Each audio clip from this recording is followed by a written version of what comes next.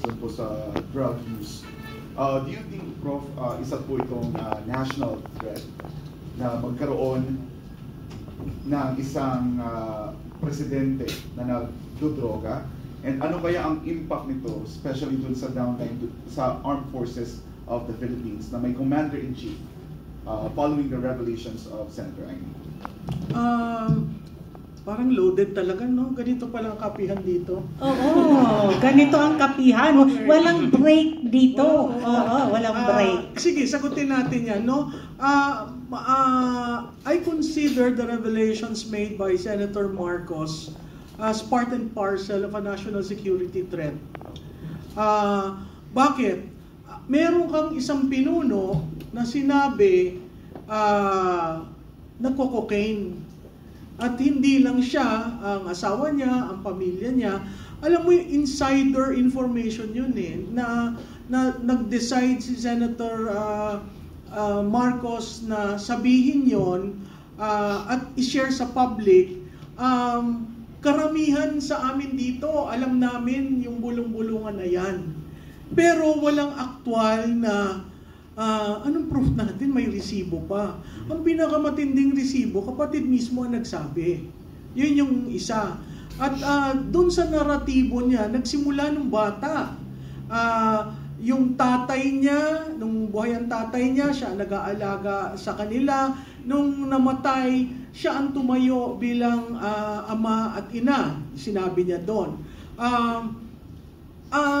Maraming pumukol sa kanya na sabi it's being un-Filipino. Hindi po. Doon sa mga nagkaroon ng relative, anak, kamag-anak, pinsan na nalulun sa droga, alam nila yung tagoy ni Senator Marcos doon sa stage. Nakita nyo yung delivery niya, hindi yun ang Senator Marcos na alam natin. Nahihirapan siyang sabihin, kahit may prepared text, di ba? Nakita natin may part na umiiyak siya, may part na nagpupuna siya ng pawis. Tinanong ko after delivery, ang sinabi niya sa akin, I am unburdened. Nawala yung matagal ko nang kinikimkim. Now, meron rin muna na ba't hindi nagpakatotoo?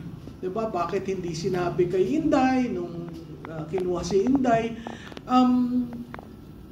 At yun sa tingin ko ang naging problema kung bakit si Presidente Duterte medyo umayaw dun sa team up.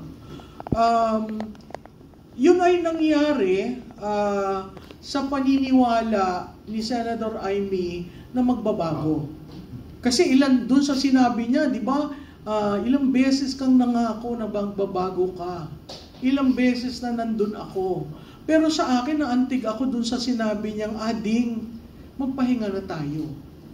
But there was no call for resignation, so I don't understand why there are cabinet secretaries saying it's the sister destroying this presidency. This presidency has been destroyed in day one because of the president, because of the speaker, because of someone unelected who intervenes in governance.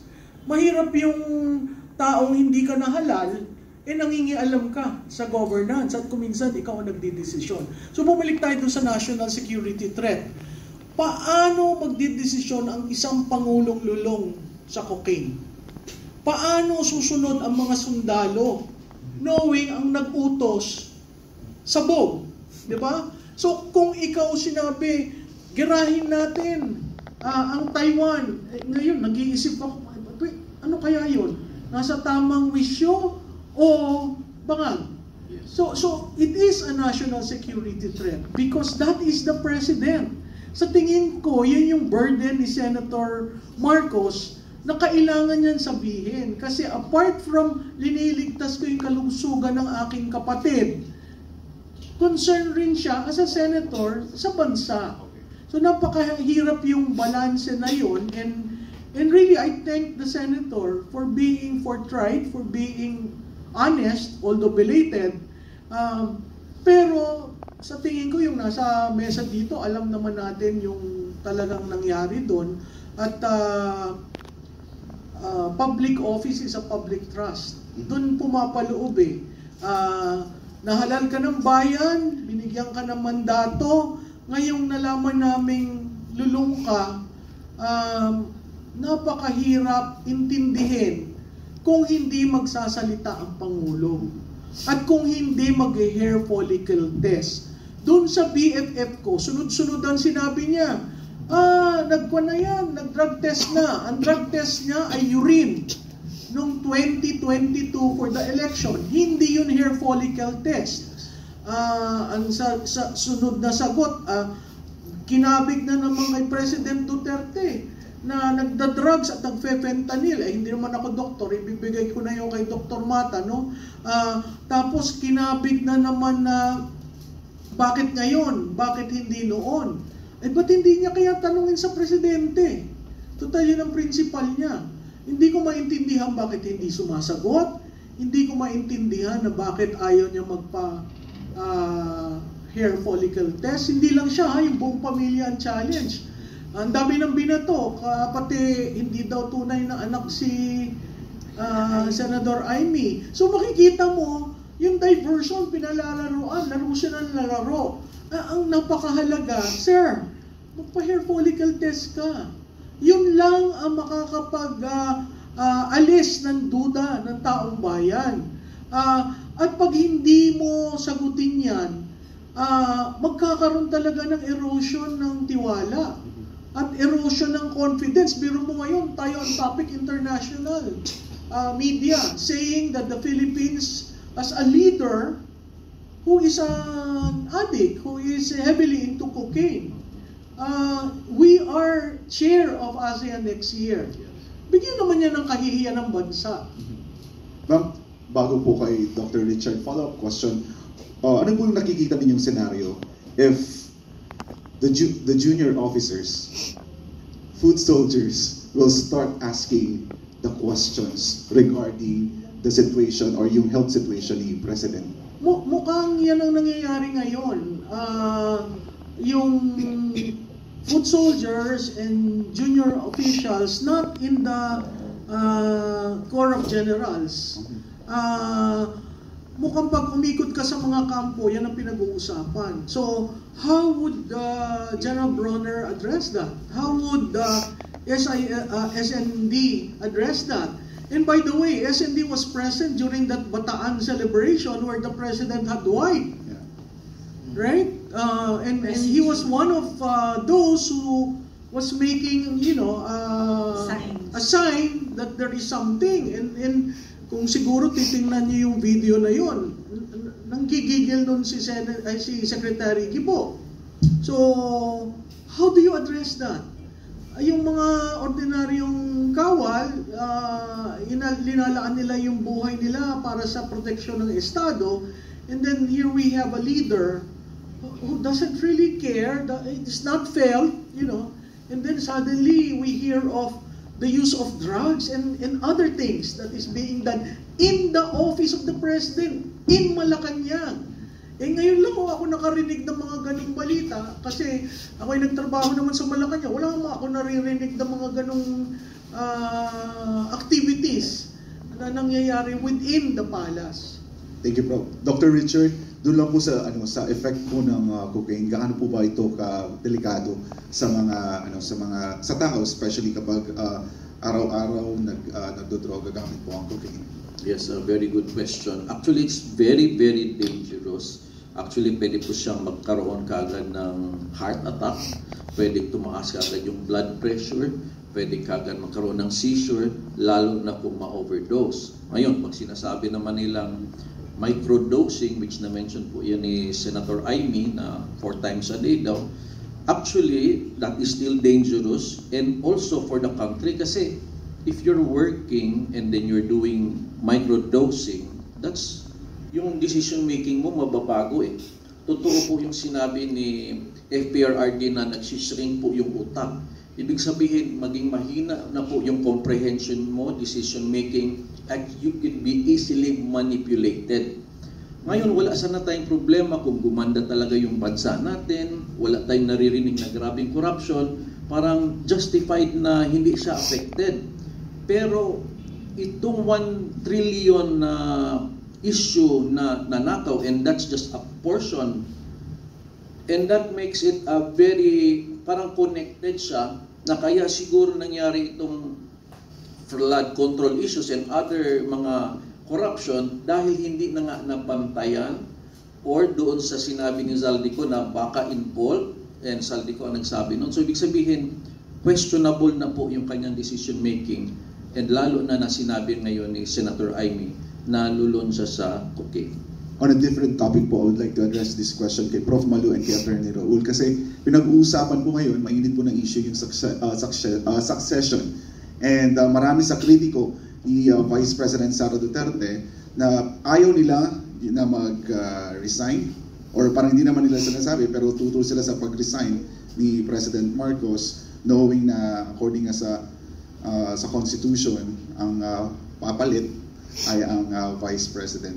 Ma'am, your comment on this sa usapin pong ito, Attorney Raul, kasi parang pinanawagan din nila na hindi lang kung ganyan lang naman, hindi lang dapat si President Marcos, maging si Vice President daw ay kailangan mag-resign din dahil meron din siyang corruption issue umano dito sa confidential funds. Yeah. Okay, so I'll take the first crack with it. No? Balikan ko lang yung accusation kay Senator Ivy na yung kanyang ginawa raw ay un-Filipino. At sinabi na nga ni Prof. Malu na it's not un-Filipino. It's really very patriotic. It's a patriotism of the highest order. Immediately, binanggit po yan sa aking post sa Facebook at saka sa TikTok. Pero meron bang precedent dito sa bansa na ang isang kapatid o anak ay sabihin niya o ginawa niya ang nararapat para mapreserba ang institusyon o ang Estado? You know, it was a coincidence. No? Ngayon naalala ko. Remember ang nangyari sa Iglesia ni Cristo? Some years back, I think a decade ago, si Ka Eduardo Manalo mismo, tiniwalag niya ang kanyang kapatid at pati ang kanyang nanay para mapreserba yung institusyon ng simbahan ng Iglesia ni Cristo. Ginawa po yun. Ang Filipino ba yung ginawa ni Ka Eduardo? Hindi po. Kinakailangan niyang gawin yon para hindi po masira yung institusyon ng simbahan ng Iglesia ni Cristo. Ganyan din si Senator Amy Marcos. Masakit sa kanya yun. Nakita naman natin ako, maiyak-iyak nga ako nung napapaginggan at nakikita ko sa aking cellphone yung delivery ni Senator Amy Marcos. It was a sacrifice that she has to make knowing na ang bansa natin ang nakataya. Hindi po yung si BBM na. Ang nakataya po rito is not only the presidency but the whole country. Sabi natin, he is the Commander-in-Chief of the Armed Forces of the Philippines. Na being the Commander-in-Chief, you have to be always of your sound mind. Kung sakali mang makatulog ka, gisingin ka kung kinakailangan dahil mayroong mga emergencies like calamities na nangyayari. Sinabi na natin na yearly aabutin natin itong mga multiple calamities dito sa Pilipinas, dulot ng bagyo, baha, ng lindol.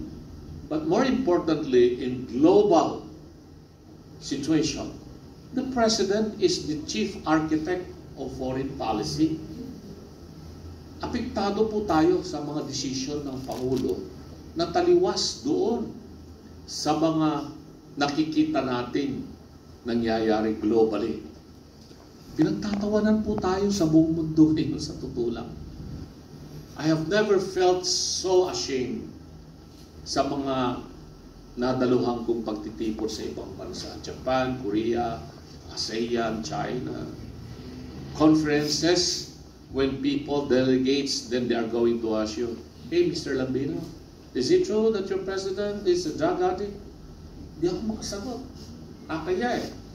But this time, pag tinanong ako ng isang foreigner, well, according to the sister, was personal knowledge of the presidents and the members of the first family and some high-ranking officials of government who are there. Incumbent they are. working with him are also involved in this illegal use of drugs. Hindi naman po ito fentanyl eh. Sabi nga nito kumata, yung fentanyl is a regulated drug, is a prescription drugs na ginagamit yan para maibsan yung pain in order to ano. Pero you cannot equate yung fentanyl sa cocaine. Then you cannot compare orange and apple at the same time, or a circle and a square. Magkaiba po yun. Huwag nilang baguhin yung narrative dito. At saka, yung pinag-uusapan natin dito, no? The future of this nation. Hindi na po ito issue lang ng corruption ito. Sabi nga ni Doc Mata kanina, as consequence of this massive, unprecedented, gargantuan corruption ever done in our country, it may have been the consequence of abuse, drug abuse. And it's happening in the palace. Yun po ang issue po rito. Now, in regards to issue of succession, maliwanag naman sa ating saligang batas. I have been campaigning for changing this constitution for how many decades na, Prof. Malo, tayo nakikipaglaban dito. Since late 80s, sinabi na natin itong constitution na ito na gawa ng mga oligarchs, gawa ng mga taong they continue to have a colonial mentality that they believe they can, manipulate the poor people of our country. At pag ito ay nagtuloy-tuloy na ipatupad, walang mangyayaring maganda sa bansa natin. It's going to be a situation of a roller coaster, boom and bust, boom and bust, boom and bust. Ganun po ang mangyayari sa atin. Hindi natin matanggal kaagad ang Pangulo because we have to undertake the process of impeachment. If we follow yung peaceful process, hindi mo rin siya pwedeng pilitin mag-resign. Dito sa ating bansa, yung mga politiko ba, meron pa magdelikadesa? Perhaps in other countries, yes, mataas ang kanilang moralidad at yung kanilang delikadesa. Ma-involve lang sila sa issue ng, let's say for example, what's happening now in Japan, yung prime minister nila, kakailig nila yung babae, gumawa ng some statements in regard to the issue of Taiwan. Nag-aaguruto yung mga Hapon ngayon. Sabi ng mga Japanese citizens, walang gera for the past 80 years. Why are you going to issue a statement that will inflame the situation here in the Pacific? So, baka mapilitan siyang mag-resign anytime just because of that minor. Pag tinignan natin, fault of the Prime Minister, but for the Japanese people, iba. In the same breath, nakita natin yung mga scandals, very minor scandals of politicians, even in the United States na tinitignan natin na parang model natin yung Amerika. You remember si Senator Edward Kennedy? Na-involved siya doon sa issue na meron daw babae na parang nadulas doon sa kanyang swimming pool. And because of that, he had to forgo yung kanyang ambition to run for president of Democratic nomination sa United States. Dito, sinabi na ng kapatid ng Pangulo, gumagamit kayong pamilya ng droga, ng cocaine. Succession, we have to follow that constitution kahit na hindi ko gusto. It's the vice president ang makalagay. If you want peaceful transition. Now, if you don't want, and that's what I'm afraid of, baka itong mga sinasabi mo kanina, mga junior officers and foot soldiers, hindi mo maalis na magsabi sila ng mga ganito-ganito, ganyan-ganyan. Ako naglalaro ako ng golf. Malaro ako sa Aguinaldo, lumalaro ako sa Villamor, lumalaro ako sa Veterans. From time to time, kung minsan may mga nakakasabay po tayo mga nasa active in service, maririnig mo yung mga bulong-bulungan. Mababa po yung moral ng ating mga kasundaluhan ngayon, militar at saka pulis. Hindi lang sila kumikibo, dahil siyempre, they follow the chain of command. And that's what I'm afraid of. Kasi yung provision po ng ating saligang batas, that the armed forces is the protector of the people and of the state. Self-executing provision po yun eh, na pwede nilang magamit. And that is dangerous. Magiging extra-constitutional po yung succession. Hindi po ako papayag sa ganun na sitwasyon kasi mamimiligro po talaga Hindi lamang po yung ekonomiya ng ating bansa mamibiligro sa ganung sitwasyon kung hindi the entire security situation of our country. Pag sumabog po yun, magiging parang Myanmar po tayo ngayon. Tuloy-tuloy po yung labanan ng mga sundalo sa Myanmar at different armed groups in Myanmar. Dito sa Pilipinas, magpunta ka sa Mindanao. Ito, si Doc Bata alam niya ito. Walang tao sa Mindanao na in his full age na walang armas, na walang baril, pistol or what have you. They're very high-powered firearms there in Mindanao. Hindi lamang po yung MILF or MNLF or whatever groups. Even Christian groups in Mindanao, they have their own firearms. And there are thousands and thousands of loose firearms in Mindanao. Same is true here in Luzon. You go there in northern Luzon. I am from northern Luzon. Ilocano, Apo, Mukati, sa Sasatay, dita, Kamyanan. Nangangarunan dita probinsya iti Yabra. Kandita, nado mga probinsya ta Ilocos Sur, aging ganan dita, Cordillera, ado, narmas dita. In the hands of civilian people. So, huwag sanang gawin natin na issue na huwag paupuin si Inday Sara kung sakali mang matanggal si BBM dahil ang gusto nila mag-resign din si Inday Sara. Bakit? Gumagamit pa siya ng cocaine? Yun ang tanong. Involved pa siya sa corruption ng flood control? 125 million lang yung kanila pinupukol na issue na confidential and intelligence. Kumpleto na po ng dokumento yan, sabi ng Commission on Audit.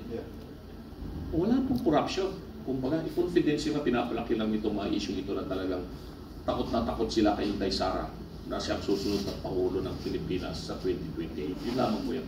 Prof.